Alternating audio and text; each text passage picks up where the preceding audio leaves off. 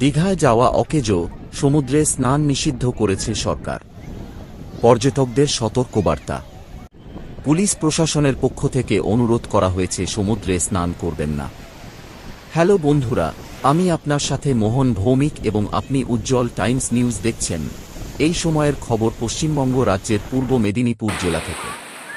টানা নিম্নচাপ ও ঝড়ো হওয়ার ফলে সমুদ্র উত্তাল হওয়ার সম্ভাবনা।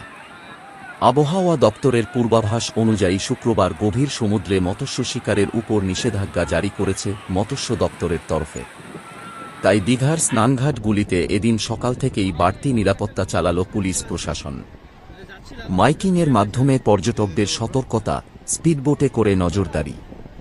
ভাটার সময় যে সমস্ত পর্যটকরা সমুদ্র স্নান করছেন তারা যাতে কোমরের বেশি জোরে না নামেন এবং মদ্যপান অবস্থায় সমুদ্রে স্নান করতে না নামেন তার আবেদন জানানো হয় পুলিশ প্রশাসনের পক্ষ থেকে।